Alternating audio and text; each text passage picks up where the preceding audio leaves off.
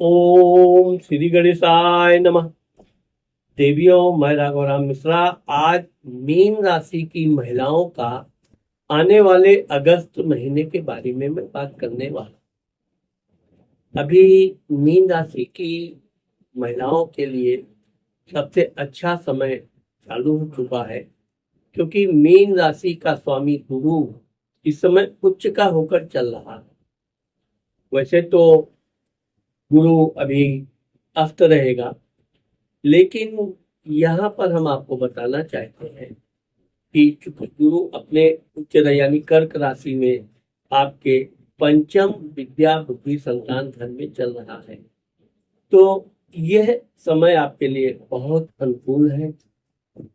इस समय अगर आप कोई नया कार्य करना चाहती हैं, परीक्षा इत्यादि की कोई तैयारी कर रही है या परीक्षा में बैठने की योजना है, तो ये महीना आपके लिए अनुकूल रहेगा।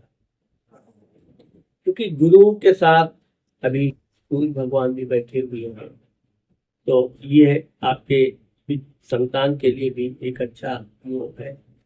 आपके बच्चे इस महीने में काफी मेहनत करेंगे, पढ़ने लिखने से लेकर अगर वो किसी परीक्षा इत्यादि की तैयारी कर रहे हैं तो पूरे कॉन्फिडेंस के साथ वो अपनी परीक्षा में बैठेंगे भी और सफलता भी प्राप्त करेंगे। यहाँ पर हम आपको बताना चाहते हैं कि आपके दूसरे घर में यानी कि तीसरे घर में वृषभ राशि का मंगल बैठा हुआ है, भाई पराक्रम घर में। ये मंगल के यहाँ बैठने से आपके शत्रु कमजोर होंगे, आपको धार्मिक कार्य करने की इच्छा जागृत होगी और धार्मिक कार्य करने का योग भी बन रहा है। साथ ही साथ अगर आप नौकरी इत्यादि करने की कोशिश कर रही हैं या किसी नए कार्य में आपकी दिलचस्पी है, तो उसमें आपको सफलता मिलेगा, क्योंकि मंगल आपके तीसरे घर में बैठ के आपके दसम घर को देख रहा है। दसम यानी कि नौकरी मान सम्मान प्रसिद्धि में वृद्धि देने वाला है। ये मंगल 3 अगस्त 2026 को आपके चतुर्थ घर में यानी कि माता मित्र मकान सुख भाव में मिथुन राशि में आ जाएगा।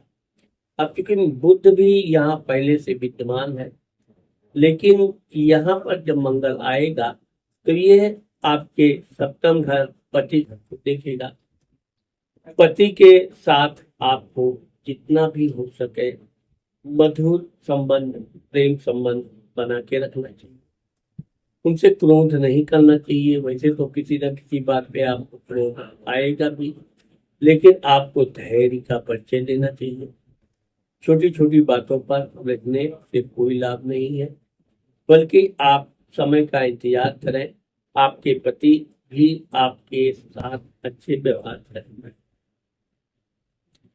चौथा मंगल बैठ के आपके दसम घर को देख रहा है, तो अगर आपका स्थान परिवर्तन करने का कोई प्लान है तो यह आपके लिए अच्छा रहेगा। आप अपने अधिकारियों से मिलकर अपना स्थान परिवर्तन या कोई नया कार्य शुरू कर सकती हैं, जिसमें आपको सफलता मिलेगी। यहाँ पर हम आपको ये बताना चाहते हैं कि चूंकि मीन राशि में शनि महाराज बैठे हुए हैं, मीन राशि पर शनि की 7.5 भी चल रही है, इसलिए आपको शनिवार के दिन शनि भगवान के मंदिर जाना चाहिए। वहाँ तेल चढ़ाना चाहिए, तिल का तेल या जो भी है उनको फूल माला अर्पण करना चाहिए। साथ ही साथ आपको शनि महाराज का मंत्र जाप भी करना चाहिए, जो सबसे सरल और छोटा मंत्र है ओम सम शनिश्चराय नमः या ओम शनिश्चराय नमः का भी आप 5 माला 10 माला करती है तो आपका बहुत जल्दी रुका हुआ कार्य भी पूर्ण होगा और नए काम में भी आपको जल्दी जल्दी सफलता मिलेगी। यहाँ पर हम आपको ये बताना चाहेंगे कि क्योंकि शनि महाराज अभी वक्री चल रहे हैं, वक्री चलने से वो ज्यादा पावरफुल हो जाएंगे, तो अगर आप उनकी पूजा स्तुति ढंग से कर ले गई तो इससे आपको कई गुना फल अधिक मिलेगा। शनि चूंकि महाराज आपके राशि पे बैठे हैं, इसलिए आपको आलस्य नहीं करना चाहिए। अगर आपके अंदर आलस्य प्रवेश कर रहा है तो आप समझिए कि ये अच्छा संकेत नहीं है। इसलिए कोशिश यही करनी चाहिए कि जहां तक हो सके आप अपने दैनिक कार्य सुबह का समय से प्रारंभ कर दीजिए। इससे आपका आलस्य भी दूर होगा और शनि महाराज की कृपा भी आपको मिलती रहेगी।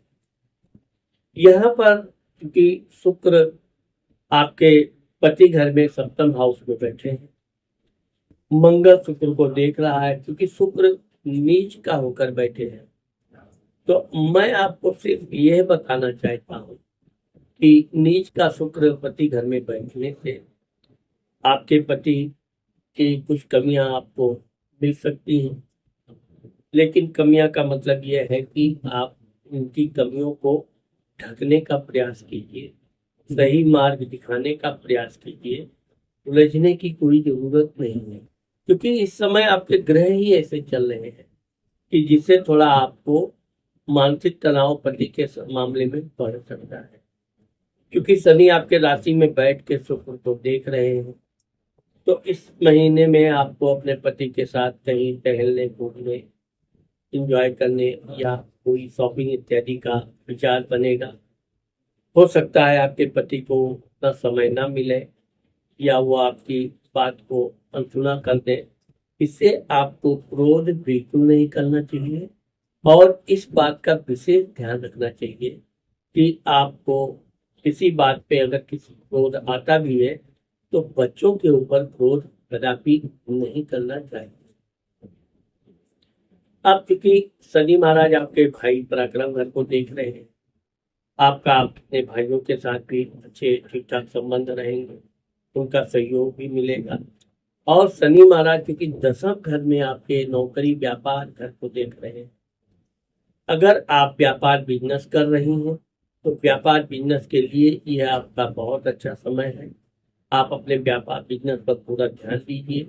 इस समय आपको आपके आमदनी में वृद्धि होने का योग बन रहा है। इस समय आपको अपने पिताजी का के स्वास्थ्य का ध्यान रखना चाहिए और जहां तक हो सके पिता या ससुर, आपके दोनों पिता समान ही हैं, तो उनकी सेवा में कोई कमी नहीं रहना चाहिए।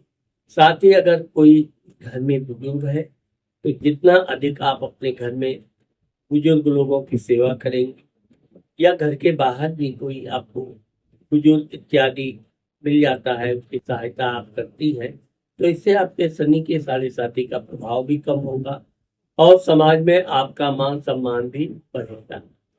अगर कहीं नहीं आपको कोई वृद्ध मिलता है तो आपको वृद्धाश्रम में भी सहायता करने से अच्छा खासा आपका मानसिक संतोष भी प्राप्त होगा और आपके कई रुके हुए कार्य अपने आप चलने लगेंगे। इस समय आपको शनि महाराज की पूजा और अगर हो सके तो आपको हनुमान चालीसा का पाठ प्रतिदिन करते रहना चाहिए, जिससे आपका मनोबल बना रहे, स्वास्थ्य अच्छा रहे और जो भी काम आप करें पूरे आत्मविश्वास के साथ करें भी और उसमें सफलता भी आपको मिलती रहेगी। तो देवियों, आज मैंने आप लोगों को मीन राशि की महिलाओं का आने वाला अगस्त का महीना के बारे में जो बताया है, मुझे आशा है कि आप लोगों को मेरा ये वीडियो जरूर पसंद आएगा।